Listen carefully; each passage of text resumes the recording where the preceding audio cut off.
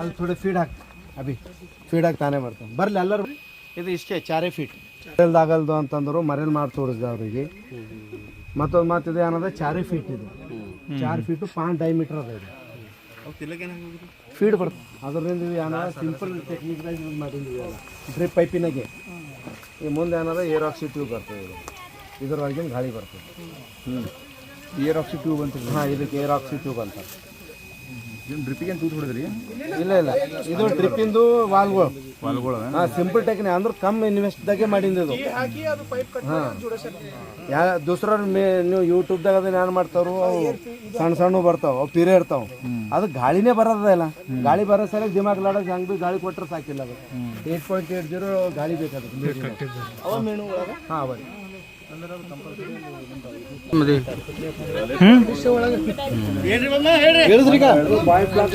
ಈಗ ನೀವು 1 ಎಕರೆ ಹೊಲದಾಗ ನೀವು ಮೇನ್ ಬೆಳೆಸ್ಬೇಕಾದ್ರೆ ಈಟೇ ಜಾಗದಾಗ ಪಾಂಡ್ ತೆಗ್ದು ಗಾರಿ ತೆಗ್ದು ನೀರು ತುಂಬಿ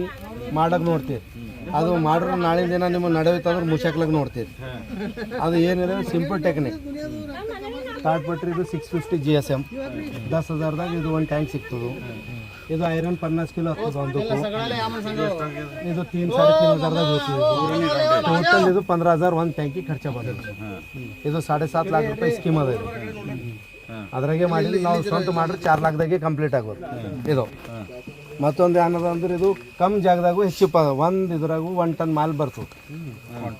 ಈಟೇ ಜಾಗದಾಗ ಅಗರ್ ನಿಮ್ಮ ಪಾಂಡ್ ಲೆಕ್ಕದ ಮಾಡಿದ್ರೆ ಅಂದ್ರೆ 1 ಟನ್ನೇ ಮಾಲ್ ಬರ್ತದೆ ಎಷ್ಟು ದಿವಸ ಬೇಕಾಗುತ್ತೆ ಇದು 6 ತಿಂಗಳು ಬೇಕು 1 ಟನ್ನಿಗೆ 6 ತಿಂಗಳು ಹಾಂ ಅದು 1 ಕಿಲೋ ವಜ್ಜೆ ಆಗ್ಬೇಕಾದ್ರೆ 6 ತಿಂಗಳು ಬೇಕೇ ಮತ್ತು ಇದು ಫೀಡ್ ಹಾಕ್ತೇವೆ ನಾವು ಇದು ಡೈಲಿ ಎಷ್ಟು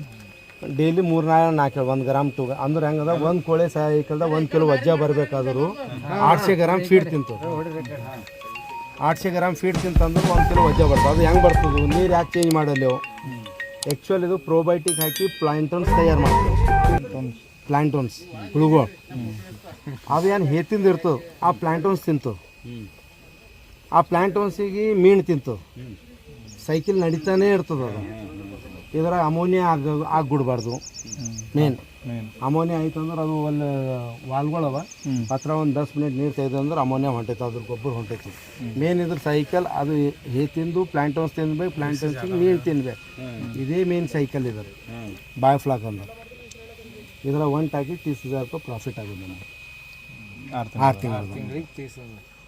ಇದು ಆ್ಯಕ್ಚುಲ್ ಮರೆಲ್ಲ ಹೆಂಗದ ನೀವು ರಾವು ಕಟ್ಲ ಹಾಕ್ದಿರಿ ಮಾರ್ಕೆಟ್ದಾಗ 100 ರೂಪಾಯಿ ಕಿಲೋ ಅದ